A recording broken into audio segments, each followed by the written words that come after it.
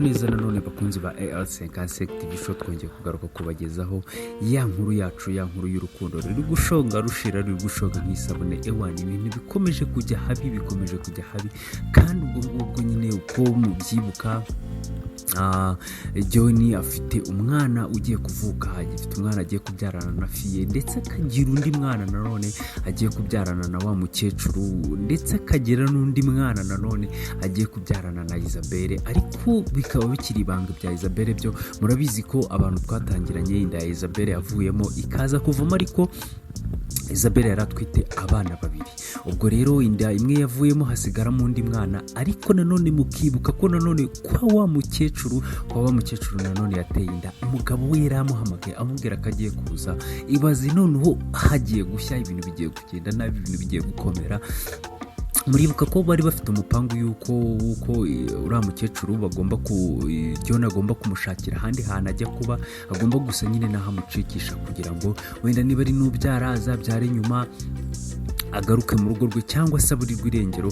Kuko umugabo we yaravugaga ati umugabo wanjye naramuka atashye akabimenya, umugabo wanjye ni umusirikare ukomeye, byanga binoga no kurasa umuntu yamurasa. None rero bagiye, umugabo yahamagaye umudamu aramubwira ati ngiye kuza, kandi ntabwo bari babyiteguye, bataranoza umupangu neza, bari batarawutunganya ngo madamu amenye ngo ndagiye, cyangwa se ngo agiye gushaka ahantu ho kwihisha. Nyine umugabo ahise avuga ati bebe ngiye gutaha, ngiye kuza.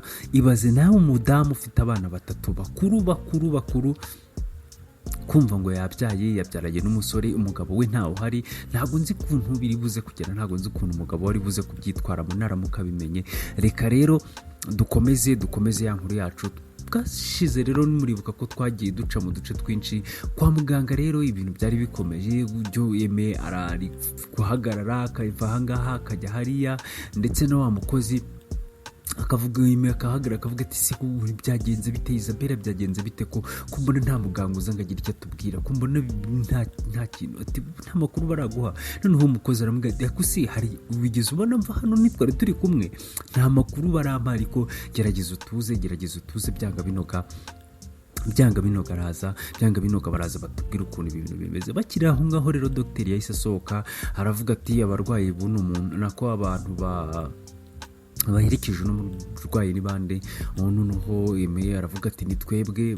Baravuga ati se ko mutujuje fomu igaragaza ko nyine ngo mushyireho umwirondoro w'umurwayi, ati mwaje nyine ibintu umurwayi ameze nabi, ntabwo nyine mwabonye umwanya wo kuyuzuza, mugende muyuzuze. Noneho Eme aramubwira ati hoya ibyo ngibyo rwose izo process zose twazirangije, ati wenda bishobora kuba bitarabageraho, ariko twe twabikoze. Muganga aravuga ati okay nta kibazo. Noneho umukozi ahita amubwira none se ameze ate, umurwayi ameze ate, Isabelle ameze ate? Muganga aravuga ati rero ntago mbizi, ntago nzi, wenda umugabo we uri hano, atari ko uriya muntu mukwiye kumwitaho, kuko niba wenda urara umugore wawe wagakwiye kumwitaho. Ari kubwira Eme wagakwiye kumwitaho, ugashaka uburyo bwose aba ameze neza. Ati reba aratwite, noneho kujya muri iriya kondisiyo ku rwego rungana kuri yatwite ni ibintu biba bitumvikana. Ati se ubundi ni ibiki byanyabyo byamubayeho, ni ugufeintinga bimwe by'abadamu ni iki? Aravuga ati ushaka kuvuga ngo aratwite, Isabelle aratwite? Noneho umuganga aravuga ati ubwo se ntabyo wari uzi, ntabwo wari uzi ko umugore wawe atwite? Noneho aravuga ati rero umuganga reka nkugusore, uriya ntabwo ari umugore wanjye, uriya ni beriseri wanjye, ni umugore wa brother wanjye. Ati ahubwo ntabwo numva ukuntu yaba atwite, kandi kwa muganga baratubwiye ngo inda ye yavuyemo. Noneho muganga aravuga ati njyewe icyo nzi cyo mbonye cyo ni uko uriya mudamu atwite. Ati rero ntabwo mwagakwiye kujyamo muhoza muri stress, ibintu bimeze nka kuriya bituma yafeintinga cyangwa se yagira ikindi kibazo. Noneho muza aravuga aravuga ati oya muga ntabwo iki ari cyo kibazo, ahubwo uriya mugore twamufashe agiye kwiyahura, yari yinaze mu mazi. Ati rero uri kumva kumukuramo no kumurohora n'iki? Ati wumve ko natwe ahangaha tuvugira ingona zari zituriye. Ati neza twamukuye mu menyo ya rubamba. Ati yaragiye kwiyahura. Noneho muganga aravuga ati sinari se kuki bigera kuri iyo stress yo kwiyahura? intuza aravuga ati rero uriya afite ukuntu nyine atabanyeho neza na brother wanjye, nyine bafite ukuntu bashwanye kubera iyo nda yavuyemo. Ati ariko nanone nta nubwo nari nabasha kumva ukuntu kwa muganga batubwiye ngo inda yavuyemo neza bakabitwereka. ati kandi inda itaravamo. Noneho muganga aravuga ati ibyo birashoboka, ati birashoboka ko wenda baba baribeshye cyangwa se birashoboka ko wenda yaba yari atwite wenda nk'impanga, umwana umwe akavamo undi akaba akirimo. Ati rero nawe ikigaragara cyo ni uko wenda n'uwo mudamu ashobora kuba yari abizi cyangwa se akaba atarabizi.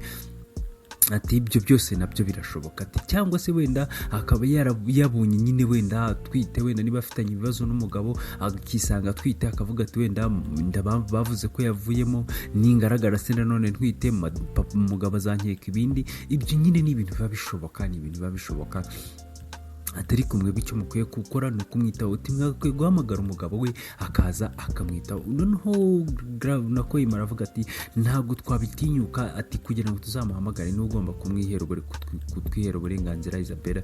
Ati kuko aka kanya tuvugana baratandukanye ndetse umugabo yaramwirukanye, amwirukana na nabi, nta ndetse umudamu yabaye imfura, nta nubwo yigeze asaba na divorce, nta nubwo yigeze abigira ibintu bikomeye. Ati rero umve ko aka kanya ndetse na brother afite n'undi mugore kandi nawe birashoboka kanatwite. Atubwira kumva rero ntago twahita dufata umwanzuro wo kujya kubibwira brother wanjye tumubwire ngo gutya na gutya.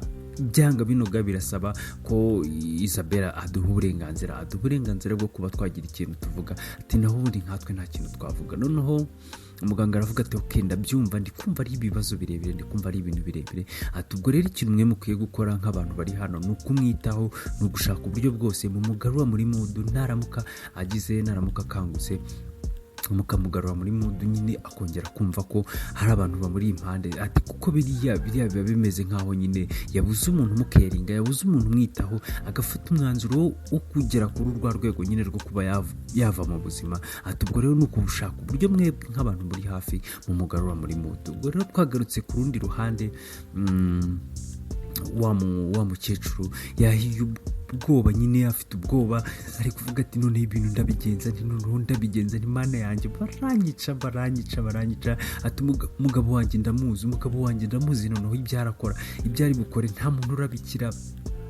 Ati byanga binoga njye na John twakoze amakosa, none tugiye kuyaryozwa. Ataratwica, icyo nzi cyo nuko aratwica. Yahise afata telefone ahita ahamagara John, umuhamagara John ntiyafata telefone. Aravuga ati fata telefone John, fata telefone, batatwica, mbabarira ufate telefone. Ariko mu guhamagara John reka dan phone ntabwo ayifata. Twagarutse ku rundi ruhande ro kwa John, phone iri gusonera nka hano John ari ryiriya nyine ari kumwe na wa mudamu wiwe. Fiye ari kumubwira ati dore telefone yawe iri gusona, ariko John yanze kuyifata kuko nyine arabizi ko aramutse ayifashe. Fiye aramubwira ati ibintu byo kwirirwa umbwira ngo wateye inda ku ruhande ngo wabigenje gutya, ati nizere kuri kwikinira, ati kuko njye ntabwo ndi Isabella ntabwo wangira. Ati nindamuka mbyumvishe na gatoya nkumva ko wateye iyo nda ku ruhande, ndabizi ko n'uno mwana ntwite, aka kanya n'uno mwana ntwite ntabwo uzongera kumubona, ni ukuri kw'Imana ndabikurahiye. Njye ntabwo ndi Isabella wirirwa wakiniragaho ukirirwa mugize nyine igipupe, ukirirwa mugize iki. Njye ntabwo ndi uwo muntu. Ubwo rero nibiramuka bibaye, nindamuka numvishe na gato ko iyo nda byanyabye hari, ati ubwo ngubwo uhita usezere no ku mwana kuko ntabwo uzongera kumubona, nta nubwo uzigera witwa papa we na gato. Kandi ibyo ndabikurahiriye rwose, ntugire ngo ntabwo nkina. Ubwo rero John ari kureba telefone akayireba, kuyifata byanze ewana. Noneho Isabella nawe akamubwira ati genda uyifate, nta kibazo, genda uyifate. Ubwo rero John yaramubwiye ati ariko sereka twumvikane, njyewe nta kibazo, wenda niba byaranabaye, niba naranateye inda n'undi mugore, ariko nayimuteye tutaramenyana, nayimuteye tutaravuga ngo tugiye gufata gahunda yo kubana. Isabella aramubwira ati ariko wibuke ko na mbere hose ntabwo dutangiye guca Isabella nyuma aka kanya. Oya, twabitangiye kera hashize igihe, kandi wari ubizi ko byanga binoga bishobora kuzavamo kubyara, kuko nawe nicyo kintu cya mbere washakaga umwana. None mu gihe rero ngiye kuguha umwana washakaga wifuzaga, ndi no kumva ngo hari undi mwana none wundi ugiye kuvuga, none umwana wo kurura mukecuru. Ati ubwo ngubwo ati bazi noneho kugira ngo nzajye ngendana nawe, tugendana mu nzira, bari kuvuga ati dore wa mudamu wa wundi ufite umugabo wabyaranye na wa mukecuru. Ati ibyo bintu ntabwo nshaka kubyumva. Ati ariko mbona Isabella yaritondaga, ati ubundi Isabella ati Isabelle kuki yari agacucu kugikoraga bino bintu, ati nukuri kw'Imana nanjye ntagiye kugirira impuhwe Isabelle, ati reba, ati ariko reba John, reba ibintu byose watumye nkora, ati reba watumye nitandukanya na Isabelle, utuma mubeshya, utuma nyine ewana nkora ibintu bibi, naramugambaniye n'inshuti yiwe, ati ubu ngubu nta nubwo anabizi umwana w'Imana, ati we ari aho ngaho ari kumva ngo naragiye, nabonye akazi, nagize ute, ubu ngubu sinzi nuko abayeho, ati warangiza ati ngugiye no kubyara undi mwana, ntabwo nabyumva. Ndetse mu gihe bakiri aho ngaho baribajije atari ku bundi wa muhungu wa hano wari hehe. Mu gihe bakiri kuvuga gutyo nawe rero nibwo yari ari kuza, yinjiye mu gipangu, araza, akigera aho ngaho John ahita amuga ati ubundi wari uri hehe, wari wagiye hehe, bimeze bite ubundi urugo ni urwawe, ni wowe uruyobora, ni ibiki? Noneho umuhungu aravuga ati nari nagiye, hari ahantu nari nagiye. Noneho John aramuga ati wari wagiye hehe nyine? Twagarutse nanone kwa muganga, Aime yinjiye kwa Isabelle nyine mu cyumba, arinjira. Isabelle amuga ati bimeze bite, ahangaha ndi hehe, tukomberuka nagiye kwiyahura, nageze hano ni. Noneho Aime aramuga ati ariko kuki utinyuka, ati biriya bintu byose wabikoreye iki? Aravuga ati rero njyewe na wa mukozi w'iwawe njye na Kadogo twagerageje uburyo bwose, twagutabaye, twakuvanye mu menyo y'ingona, ati ubu ngubu ati nk'iyo sisi ataza kubimbwira ati neza biba byaragiye, biriya bintu wabikoreye iki, biriya bintu byose wabitekerereje ute? Ati mbabarira unsezeranye ko biriya bintu utazongera kubikora Isabelle. Noneho Isabelle amuga ati reka mubwire nukuri kw'Imana Aime, wampemukiye, ati ntabwo numva ko nagakwiye kuba nyiri hano. Noneho Aime aramuga ati uzi ko utwite mwana, uzi ko wari ugiye kubura ubuzima bwawe ukabura n'ubw'umwana, twari tugiye kubabura, mwese twari tugiye kubabura. Isabelle amuga ati ibyo ndabizi, kandi biri no buri bimwe mu byatumye nari ngiye kwiyahura. Atari kibaze, nta muryango ngira Aime, nta muryango ngira, urabizi. Ibaze ko umuryango nagiraga ni mwebwe, none mwese mwarampahanye nyine, umwe yarambwiye ati caha undi caha, kwa data bukwe ntibanshaka, umugabo wanshatse ntanshaka, ati wenda wewe na sisiteri wawe murankunda, ariko ikibazo si ibyo ngibyo biramara icyaka kanya. Ati none yibaze kugira ngo nisange muri ubwo buzima nta muntu ngira, nibaze ko na fiye ari inshuti yanjye, ngo sinzi ahandi hantu yimukiye, sinzi ahantu yagiye gukora, ati nawe ntahari byibura ngo wenda namugana. Ati baze ko noneho na John yanyirukanye, ibaze ko nta wandi hantu ho kujya, noneho ibaze no guhita nisanga ntwita umwana, ibaze ko ntacyo kurya mfite, nta kazi mfite, ntaho kuba mfite, ati noneho nkahita nisangana n'umwana. Ati usubwo uri kumva n'ubundi ubuzima bwanjye ari ubuhe? Aime mbabarira umbwire, uri kumva ubuzima bwanjye ni ubuhe? Wampemukiye kuba wamujije kwipfira, ati wampemukiye, ati usubwo ubu noneho ndajya hehe, ndabigenza ne? Aime aramuga ati rero hari ibintu byinshi utazi, ati buriya niba hari n'abantu utakwiye kwizera, na fiye ntabwo wari ukwiye kumwizera, ati kuko fiye nawe si umwana mwiza habe na gato. Noneho Isabelle aramubwira ati mbabarira utavuga fiye nabi, ati byibura mu gihe musaza wawe yari nako mukuru wawe yari yantaye, byibura niwe muntu wambaye hafi, nubwo bwose yagiye gukorera mu ntara, ariko byibura we yambaye hafi. We ntabwo yabaye nka musaza wawe, ntabwo yabaye nk'umuryango wawe, mwahise mumfata mukanjugunya hirya. Noneho Aime aravuga ati ariko njye ntabwo ushobora kuvuga umuryango wanjye, ariko njye ntabwo ndi mu bantu bagutaye. Niyo uza kumbwira twari gushaka ubundi buryo tubikoramo, kimwe nuko na sisiteri wanjye nawe twari turi gushaka uburyo twatuma ubaho neza. Noneho Isabelle aravuga ati rero ibyo ngibyo njye ntabwo nari mbizi, nta nubwo mbyitayeho, ati byibura rero ubwo ngubwo, ati n'aka kanya simba ngihumeka iyo ntaza kugira ubufasha bwa fiye. Noneho Aime aravuga ati ariko umuntu bita fiye uri kuvuga uramuzi, umuntu bita fiye uri kuvuga uramuzi? Noneho Isabelle aravuga ati none se, ati fiye ndi kuvuga nyine n'inshuti yanjye, ati niwe muntu wambaye hafi, niwe muntu wabaye hafi buri kimwe cyose, ati byibura niwe wanancumbikiye n'iyi minsi, byibura nari kuva nava kwa John niwe muntu wancumbikiye, ati ubwo ngubwo rero sinzi ukuntu mbwira ngo ntabwo muzi. Noneho Emma aramubwira ati yaba wari uzi rero ibyo Fiye yakoze, yaba wari uzi Fiye ahantu ari ubu ngubu, ntabwo wakabaye uvuga ibyo ngibyo, ntabwo wakabaye utinyuka kuvuga ngo Fiye ngo ni umuntu mwiza ngo ni iki. Noneho Isabelle aramubwira ati Fiye se bimeze bite? Ati ngenzi ko Fiye agiye kuba mu ntara, ati niho yabonye akazi, ibindi nta bindi nzi kandi nta n'ibindi nshaka kumenya, ati ikintu nashakaga cyonyine cyari ukwipfira.